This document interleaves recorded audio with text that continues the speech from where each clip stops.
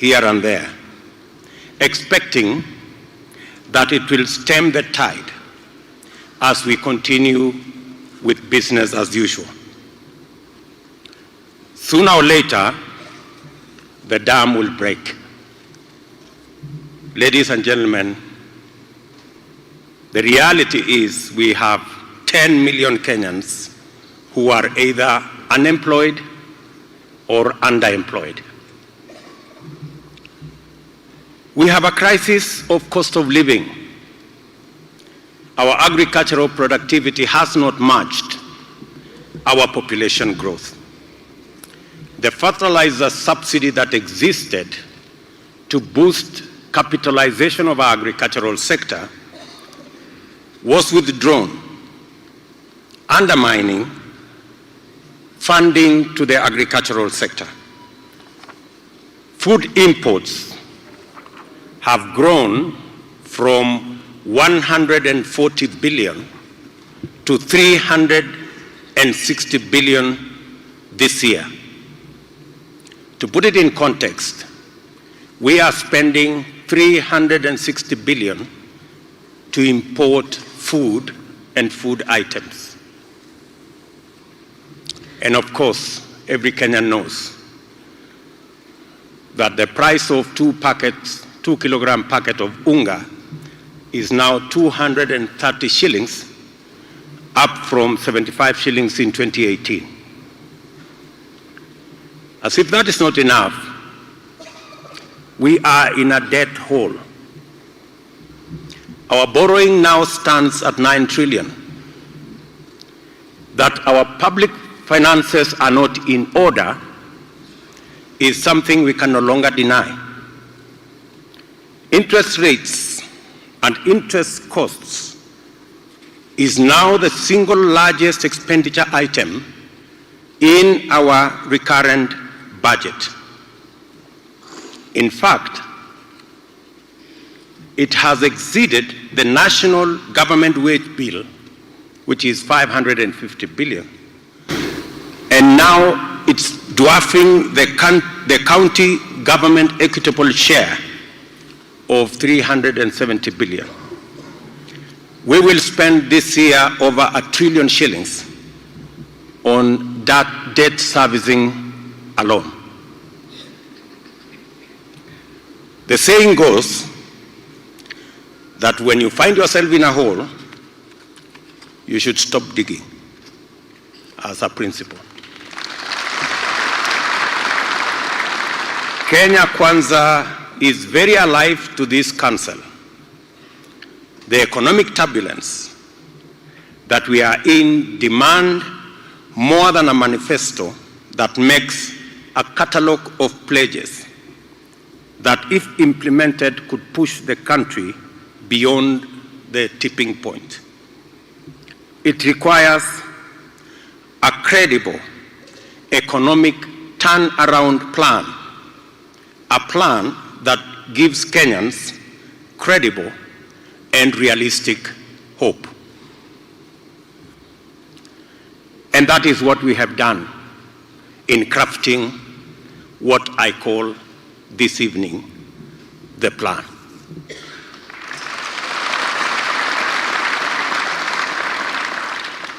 The Kenya Kwanza team, majority of them seated here,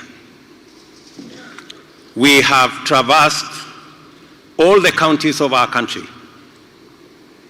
We have engaged the diaspora.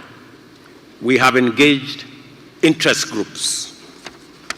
We have engaged close to 95,000 Kenyans in our economic fora around the country to develop this plan. We have engaged close to 258 scholars, technocrats, economists, agricultural economists, and people of diverse persuasions. Many of those technocrats are in this auditorium today, and I want to request them to stand up. all our technocrats from the counties and from national office, they must be seated somewhere around this room. Their representatives are here. Thank you very much.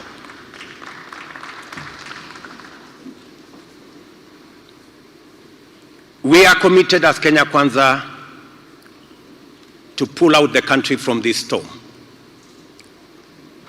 And we start with what we have. We strongly believe, from the recommendations that we've had, that the single most important asset that we have as a nation is our human capital, the people of Kenya. It's important to note that we have a 19 million strong workforce in Kenya. 3 million of these people work in the corporate and formal employment. 16 million of them, which is 85%, work in the micro, small, and medium enterprise, both formal and informal. The best way to make our human resource productive is by capitalizing our human resource that is available to us. And the primary task of economic policy is development, is to mobilize and influence the allocation of capital in the manner that it generates the best benefits for the country. And these benefits include employment, equitable distribution of income, economic stability, adequate tax revenue, and of course, foreign exchange earnings. Our economic model so far, the trickle-down economic model, has failed the test of deploying capital to generate benefits in the best way possible for the country. Going back, 1967, the NCCK, National Council of Churches of Kenya, did a report. Another report was done by ILO in 1971. And also the sessional paper number 1 of 1986 diagnosed the problem and blamed the trickle-down economic model for our state of development. It also identified agriculture and the informal sector as the areas that have the highest economic returns in terms of employment and equity. When I talk about agriculture and I talk about the informal sector, it costs roughly 1 million shillings to create one job in the capital-intensive formal manufacturing sector. It costs between 100,000 and 200,000 to create one job in the informal or informal manufacturing sector. And therefore, to make policy choices when we are in the kind of situation we are, when we have 10 million people without jobs, when we have a debt crisis, and when we have a huge sector that is not working, then we have to carefully craft policy choices so that we can move our country to the next level. I will give you an example.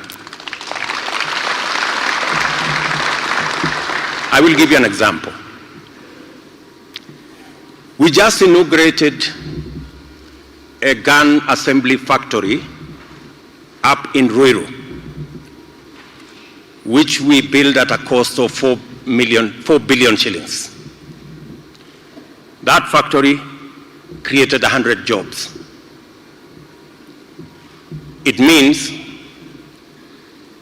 it costed 40 million, to create one job. Kitui County, I want to give you the other side of the story. Kitui County created a garment manufacturing industry. Kitui County spent 168 million and created 600 jobs. So, if you do the math, it means it costed Kitui County 280,000 to create one job. It is the policy choices we make. Where do we invest? And that is the difference between the trickle-down economic model and the bottom-up economic model. It's as simple as that.